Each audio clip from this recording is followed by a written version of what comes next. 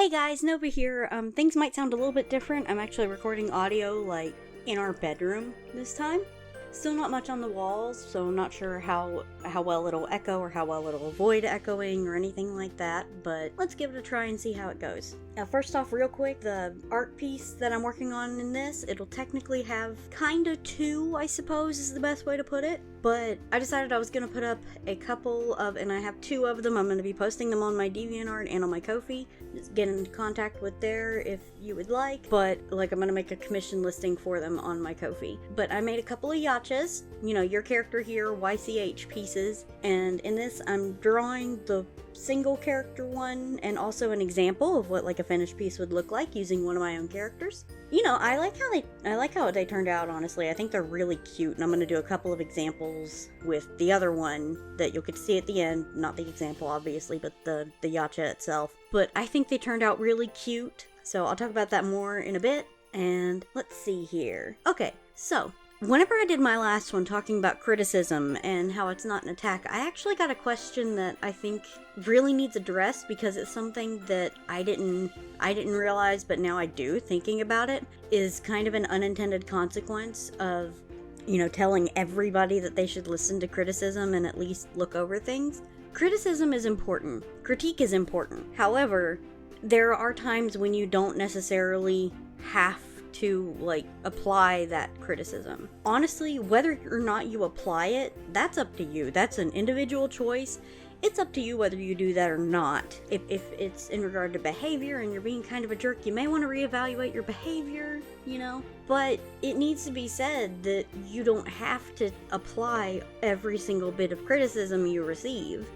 Sorry, if I sound a little bit sick, I have a sinus infection going on and it's been kind of rough. But I've noticed that with younger artists, it's almost flip-flopped the other way, where every single time they get any tiny bit of critique, whether they've asked for critique or not, anytime they get any bit of criticism or proper critique, be it constructive or somebody being a jerk and hiding it as criticism, they think that they have to apply it or else they're wrong, or they have to apply it or they're bad or they're doing things bad. And I think that's something that just, you get one extreme then the other and it creates the opposite problem. Because if you change every single teeny tiny thing according to what everybody else tells you, you're gonna lose a lot of yourself, be it your own self-expression in your art or your own self-expression in your speech or your behavior. It's I know some people don't like accents, especially like mine.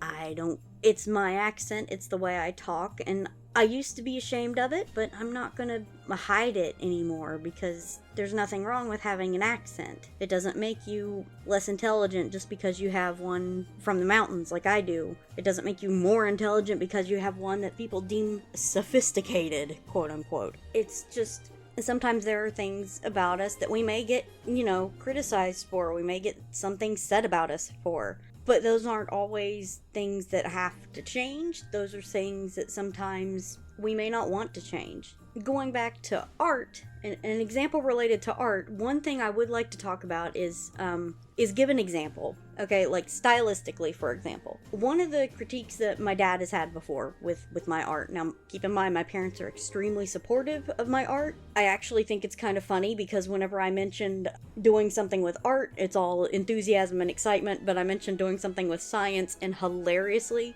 I got the answer that a lot of kids would get, or a lot of people would get if they told their parents they wanted to do art, which is, if that's what you want to do. And I thought that was hilarious, but I digress. A good example is one of my dad's biggest critiques with my art is that I should try and stray away from the anime stuff with the big eyes and all that, in my style. I've drawn that kind of stuff before, and I tried it out a bit, and I can do it. It's just that for me, in particular, that particular style of expression isn't what I like. I tried it before, I've tried to mess around and get used to it, but I don't enjoy it. That's not the way that I like my art to be expressive. Yeah, it's good for learning to show expression through body language or even how slightly more realistic things can cause you to have to express emotion on characters in different ways, but it's just not my preference. But just because somebody else likes a more realistic style, that doesn't mean I have to change my style, even though it's my dad's critique. That doesn't mean that I have to change my style to be that way. I like my art the direction it's going now.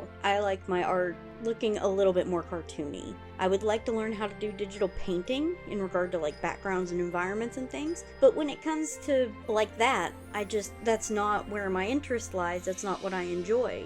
And just because somebody else might like it better that way doesn't mean that I have to change my own art and the way I express things that way. And I think that a lot of people, especially younger people, because this is always the group that it ends up affecting most, they either get under the impression that they have to change every single bit about their art that other people don't like, or you've got them to where it also creates the problem of people expecting, if they don't like something about somebody's art and they tell them that, they expect their own preferences to be catered to. And that's not how things work, and this is a problem that's been exacerbated by all of the rest of it. Because, like it or not, you can have something that you dislike about somebody's art, but just because you complain about it doesn't mean they have to tailor their art to you. That's not how it works. That's not how these things work. It's not how the world works. And it's created such a conflict. But I definitely thought, when is it okay to not take criticism was a really good question, and I definitely want to say I appreciate that kind of question. Those are the kind of discussions that need to be started, because people do need to know that you don't have to take and apply all criticism. You don't.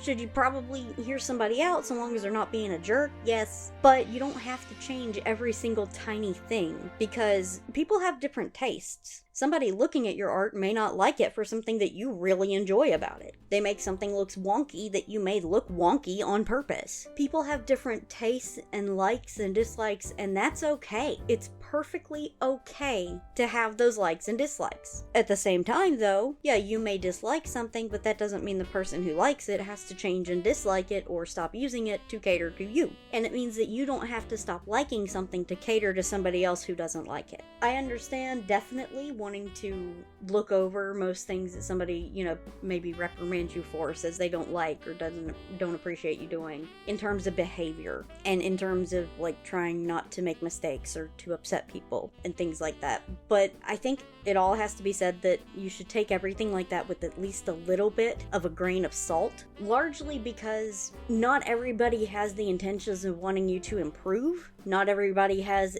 intentions that are even remotely positive. And you have to learn to discern, or at least consider, that maybe this person's not really trying to help you. Maybe they're trying to hurt you or affect you in a way to make you how they want, or try and get rid of things they don't like, whether or not, take moral questionability out of the equation on that. But that question just kind of got me thinking, because I definitely thank the commenter in question for posing the question, because it's important, and it's something that I think a lot of people don't realize. It's important to recognize that not all criticism is an attack, like I said in that last video, but it's just as important to recognize that while all of the criticisms that you'll get, other people's viewpoints are valid, but while it's valid for somebody to have a different viewpoint, it's not always applicable to your own viewpoint or your own form of expression.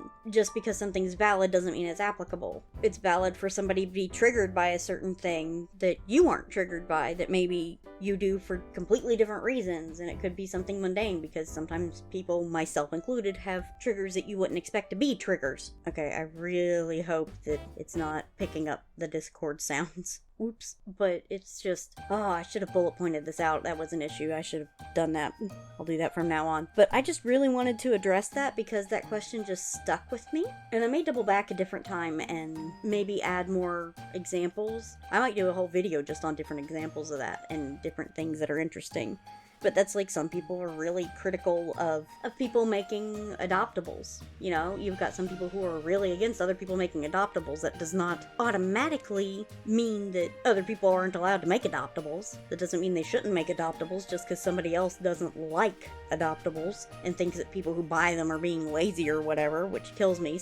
Not everybody can draw how they like to. But there are going to be things that people don't agree with or are critical of others for doing that, while it's okay for them to not like it, it's not okay to try and dictate whether or not others do it just because you don't like it, especially if it comes down to personal preference, be it visual art and expression or music or anything like that. All criticism, so long as it's proper critique and criticism and all that, and not just somebody being a jerk, all criticism is valid, but not all of it is applicable. And that's just how it is, like it or not. But I feel like I am getting off on tangents and I'm starting to talk in circles, which means I should probably end this. That's all I really wanted to cover on this particular topic. That said, mentioning the yachas, I will be showing both of them and like the pricing on them probably here shortly in the video. Ooh, I hope that didn't make too much noise. The single character ones, because they do take me a good amount of time and I put a good amount of work and shading into them just like I do my final pieces on most other things. The single character ones are $10,